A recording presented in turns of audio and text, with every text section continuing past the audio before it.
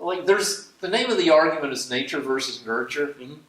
and just by calling it that argument, you fuck things up because it's not that simple at all. Sure. If you look, for instance, at Adam Carolla,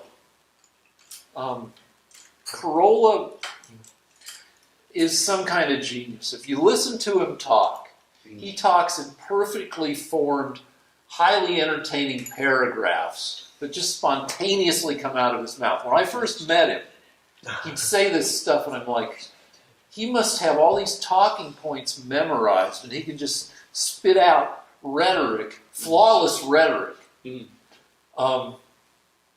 because he's memorized all this shit. But no, he spits out flawless rhetoric because he's some kind of a genius. And it's hard to pin down what was the sand in his clam that... Wait, clams have pearls? I think so. Yeah. What is it? No, oysters have pearls. What was the piece of sand in his oyster that made the pearl of his rhetorical genius? That made him so entertaining and super smart when he talks. And Carolla will talk about growing up white trash in North Hollywood.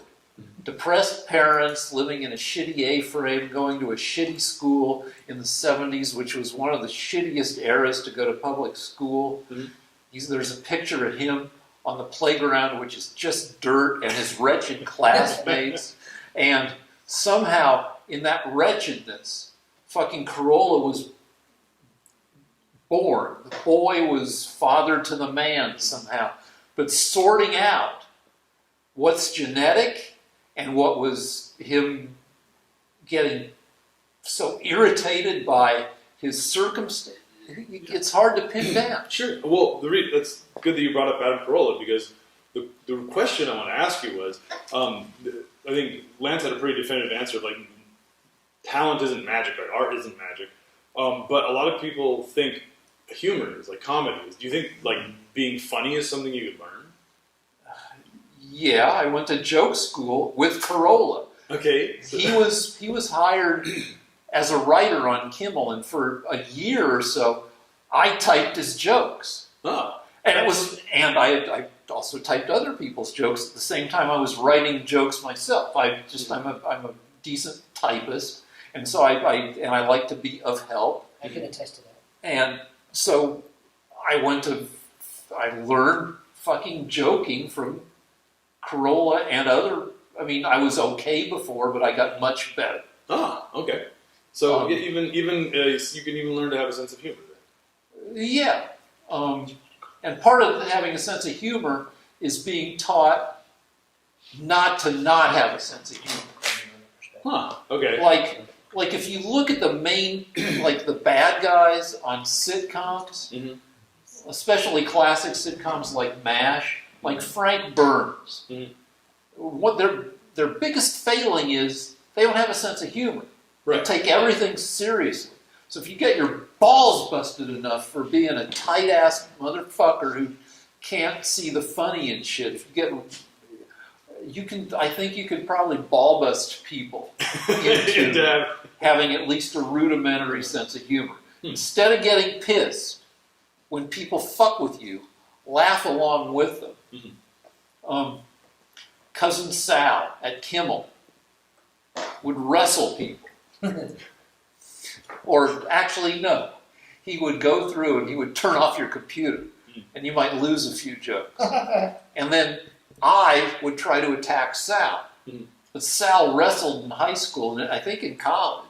And I was always one time I ended up on the ground with Sal pouring Diet Sprite in my ear. And, it was... I'm like, at the very most, I'm an alpha minus, maybe a beta plus. And I'd throw myself at Sal, I'd end up on my ass, and even though I got my ass beat, it was enjoyable because it was ridiculous and funny and fun. Yeah. And that made it okay. I mean, Sal, even though Sal likes to fuck with people, Sal is one of the most genuinely nice people I know. Oh. and he calibrates his fucking with people so that it doesn't go into the realm of being hurtful. I think he only fucks with people to the extent that they can stand being fucked with. Sure. Yeah. Okay. And that whole environment, I think, that whole idea is, you do better by laughing at shit. Yeah. I agree with that.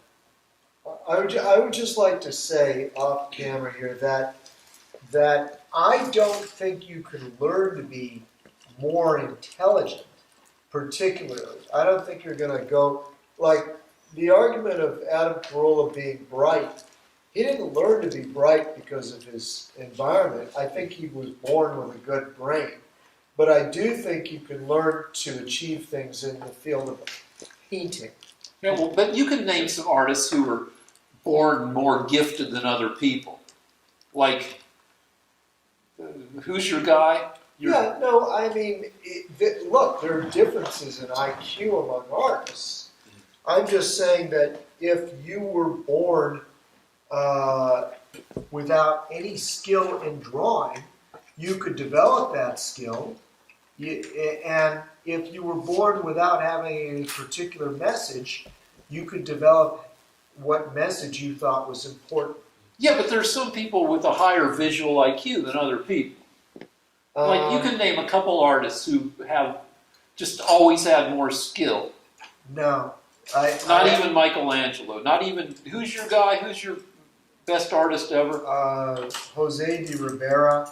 Are you saying No, that? as a matter of fact, I have proof of that because this month I went to the San Diego Museum and I saw the worst Jose de Rivera of my life. And it was terrible. It was a terrible Jose de Rivera, and he did it when he was 17.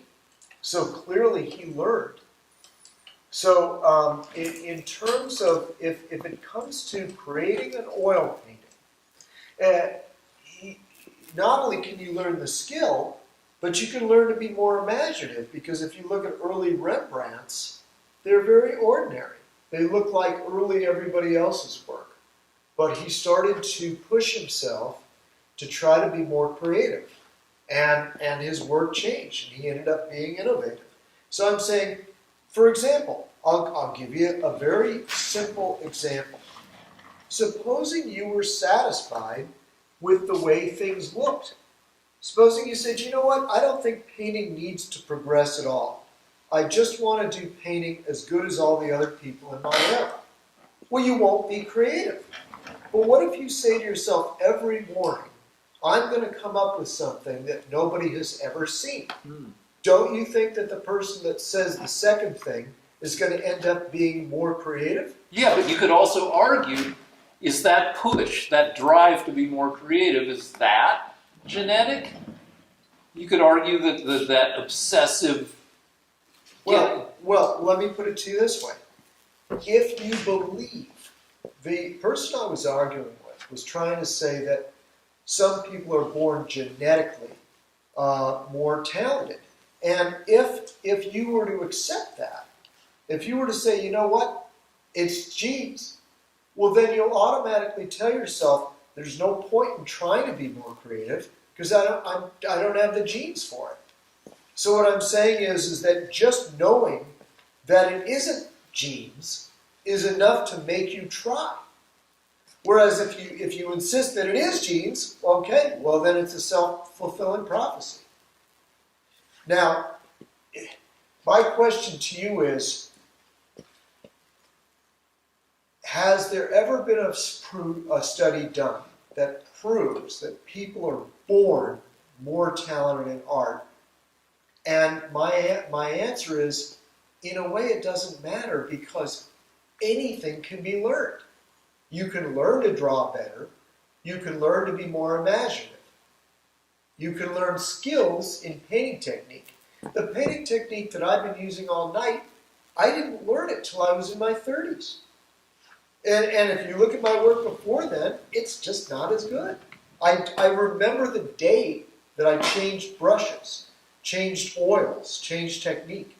And so anybody can learn these techniques. All right, that.